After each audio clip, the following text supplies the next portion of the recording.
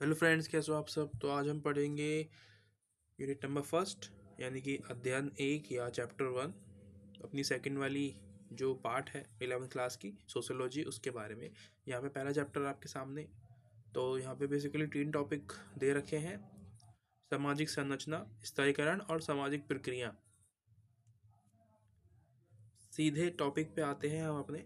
यहाँ पे आपको मिलेगा सामाजिक संरचना के बारे में सबसे पहले। ठीक है, संरचना के बारे में क्या कह रहा है? ये कह रहा है कि जो संरचना होती है किसी भी समाज में, वो नियमों पर आधारित होती है और कर्म होती है ना।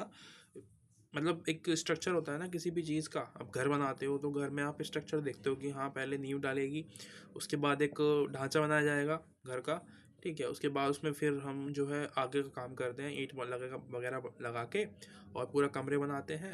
एंड देन लेंटर गिरता है उसके ऊपर। उसके बाद फिर जो है उसमें आगे का जो काम होते हैं, प्रक्रियाएं होती हैं, वो होती हैं। उसको कहते हैं हम सामाजिक संरचना। और ये सभी एक नियम से होता है, यानी कि पहले नीचे का काम फिर ऊपर का। तो ये सभी क्या है, नियम है, यानी कि एक प्रोसेस है किसी भी काम को करने का। वैसे ही समाज भी होता है, समाज में भी प्रोसेस होता है हर एक चीज़ को करने का। शादी को देखते हो आप कि शादी कैसे होती है लोगों की। भाई शादी होगी, पहले लड़की लड़का देखेंगे आपस में एक दूसरे को, है ना, या फिर उनके घर वाले देखते हैं। उसमें क्या होता है, मतलब कि पहले देखने आएंगे, उसके बाद फिर जो है सिक्का सगाई जो भी होते हैं वो सब होते हैं। उसके बाद शादी होती है। फिर क्या, ये एक क्रम है, एक नियम है कि भाई ऐसा होगा, ऐसा ही होना चाहिए। तो इस तरीके से हम कहते हैं सामाजिक संरचना, स्ट्रक्चर जो है हमारे समाज का, वो इस तरीके से है। हमारे समाज का, भारतीय समाज को देखें, इस तरीके से देखते हैं हम लोग। पर अगर हम यूरोप वगैरह में देखते हैं, अमेरिका में देखते हैं, तो वहाँ पे लड़की लड़का आपस में ही शादी कर लेते हैं, है ना। जैसे कि अभी भी हमारे देश में भी होता है, इंडिया में भी होने लगा है, क्योंकि संस्कृति बदल गई है और जो स्ट्रक्चर है वो बदल रहा है धीरे धीरे करके। कुछ लोग तो खुद ही शादी कर लेते हैं, लव मैरिज करते हैं, कुछ लोग अरेंज मैरिज करते हैं। तो ये क्या है, एक संरचना है। परिवर्तन तो आता है हर किसी में, जो कि सामान्य है। इसके बारे में हम नेक्स्ट चैप्टर में पढ़ेंगे, अभी आप उसकी टेंशन मत लो। और लोगों का आचरण किस प्रकार का होता है, एक दूसरे के प्रति उनके संबंध किस प्रकार के होते हैं, इसमें एक प्रकार की अंतर्निहित नियमितता और प्रतिमान, यानी कि एक तरीके से पैटर्न छुपा होता है। यानी कि जिस तरीके से हम बिहेव करेंगे लोगों के साथ, उसी तरीके से हमको वापस मिलेगा, है ना। जैसे कि कहते हैं ना, जैसा करोगे वैसा भरोगे। तो जैसा बिहेव करते हैं वैसे ही हमें मिलता है। उसके अलावा एक बिंदु तक समाज की संरचनात्मक विशेषताओं को एक इमारत की, ये तो मैंने एग्जांपल दे दिया आपको, एक घर बनाने के लिए बता रखा है कि जब घर बनाते हैं तो किस तरीके से हम चीज़ों को करते हैं। सामाजिक संरचना मानवीय क्रियाओं और संबंधों से बनती है। जो पक्ष इन्हें नियमितता प्रदान करते हैं, वह अलग अलग काल अवधि में और विभिन्न स्थानों में इन क्रियाओं संबंधों का लगातार दोहराया जाता है। तो जो भी चीज़ें होती हैं वो आप देखते हो बार बार उसको वो रिपीट होती है, क्योंकि एक ही समाज में बना हुआ है। तो वो चीज़ें बार बार हम जब करेंगे तो वो रिपीट होंगी। शादी होगी तो एक तरीके से तो होगी, ऐसा तो है नहीं कि हमने बदल दिया। मंत्र जो पढ़ते हैं पंडित जी, वो बदल दिए कि नहीं, इस तरीके से नहीं पढ़ेंगे हम। कुछ और मंत्र को लेके आओ शादी के लिए, तो शादी के मंत्र तो बदलेंगे नहीं। जो तौर तरीके हैं शादी के, लड़के देखने आएंगे लड़के को, है ना, मतलब कि लड़के के घर वाले लड़के को देखने आएंगे, फिर लड़की वाले जाएंगे देखने के लिए, तो फिर बीच में शादी होती है। फिर ये क्या है, एक प्रोसेस है, ये होता है। इसको कहते हैं स्ट्रक्चर। हमारा समाज भी ऐसे ही बना हुआ है। अब यहाँ पे दे रखा है कि भाई जो समाज है गांव में अलग होता है, ठीक है, शहरों में अलग होता है। तो ये वही बता रखा है कि भाई गांव और शहरों का जो समाज होता है उनमें परिवर्तन होता है थोड़ा बहुत। आप ज़्यादा नहीं देखोगे आज के ज़माने में, पहले बहुत था, डिफरेंस थे। ऐसा नहीं है कि समाज नहीं थे या नगर नहीं थे, शहर नहीं थे, उस समय गांव नहीं थे, सब कुछ था। गांव भी थे, शहर भी थे, पर उनका तौर तरीका जो था रहने का वो अलग था। आज के ज़माने में जो तरीके हो गए हैं वो अलग हो गए हैं। आप गांव को भी शहरों की तरह ही देखते हो आज, है ना। मतलब कि वहाँ पे भी आपको इंडस्ट्रीज़ मिलती हैं, बहुत सारी तरीके रहने के लोगों ने बदल दिए हैं। वो घर की जगह जो झोपड़पट्टी में रहते थे पहले लोग, वो अब बड़े बड़े घरों में रहते हैं, महलों में रहते हैं।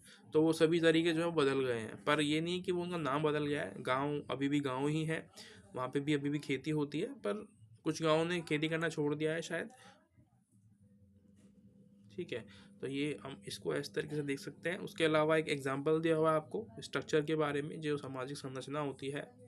विद्यालय और परिवार के बीच में कुछ संरचनाएं होती हैं, जैसे कि विद्यालय में देखोगे आप, आपकी जो एक एक तरीके से क्रियाकलाप होते हैं, जो आपके कार्य करने तरीके होते हैं, जो आपके रोल होते हैं, वो अलग होते हैं। जैसे कि आप अपने स्कूल में अपने दोस्तों के फ्रेंड होते हो, है ना, एक फ्रेंड के फ्रेंड होते हो, आप दोस्त होते हो। आप अपने टीचर के लिए एक स्टूडेंट होते हो, विद्यार्थी होते हो। परिवार में आप एक भाई बहन होते हो, है ना।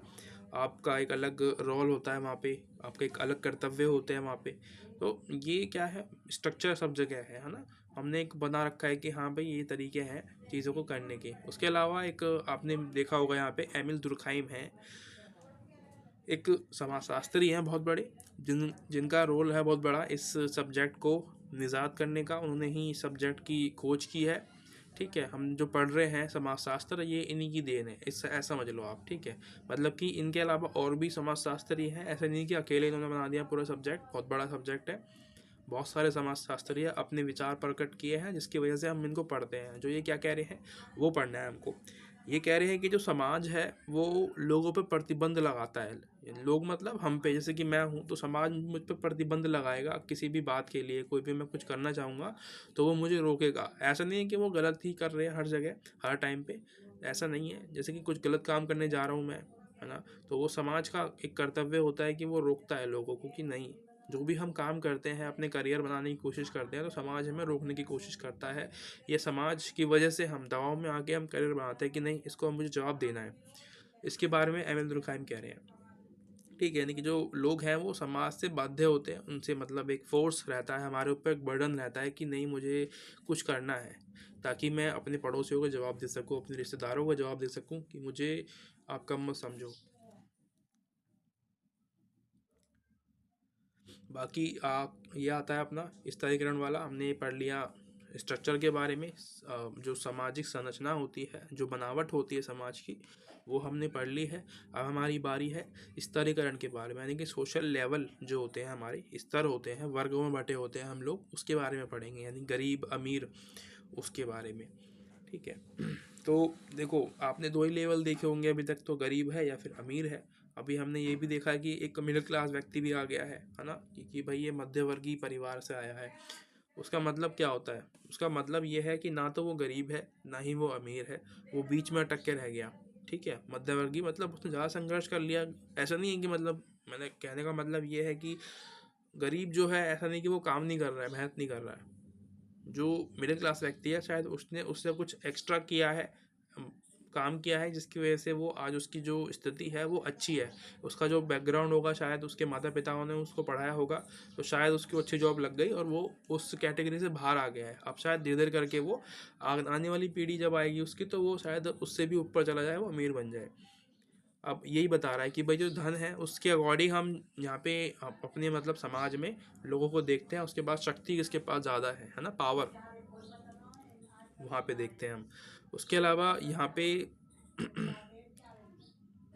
लाभ के तीन बुनियादी प्रकार हैं, जिसका विशेष अधिकार प्राप्त समूहों द्वारा उपयोग किया जाता है। तो यहाँ पे इस तरह के बारे में बता रखा है, कंफ्यूज नहीं होना है हमको।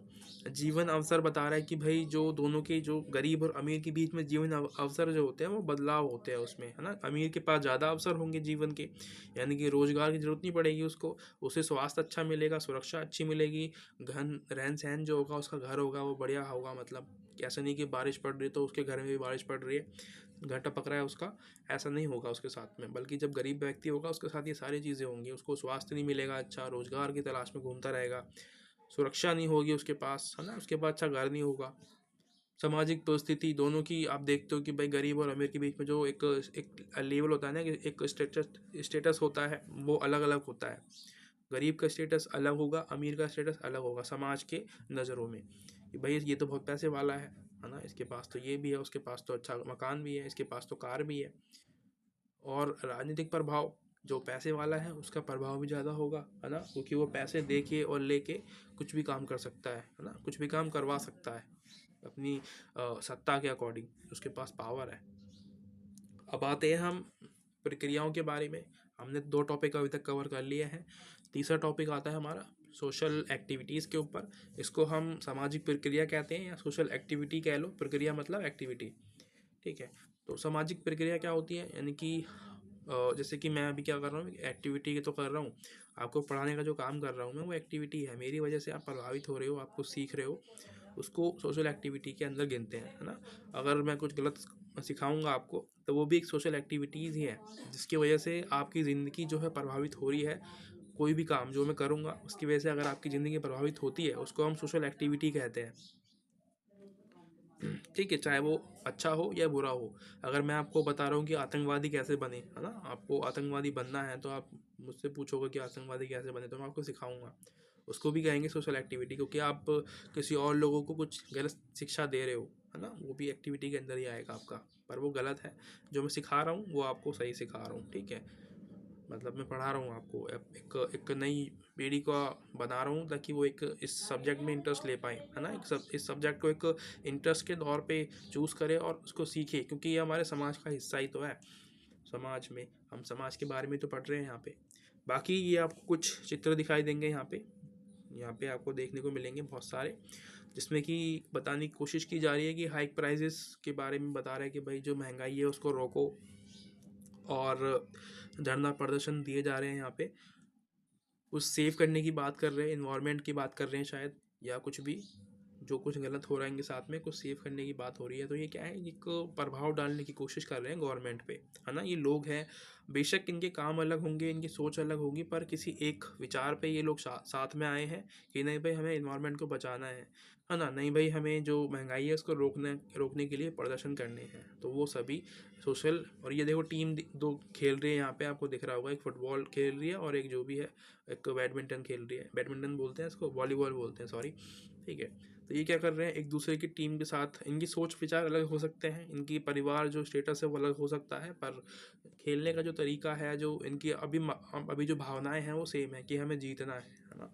उसको हम कहते हैं सोशल एक्टिविटी, सोशल एक्टिविटी या सामाजिक प्रक्रियाएं।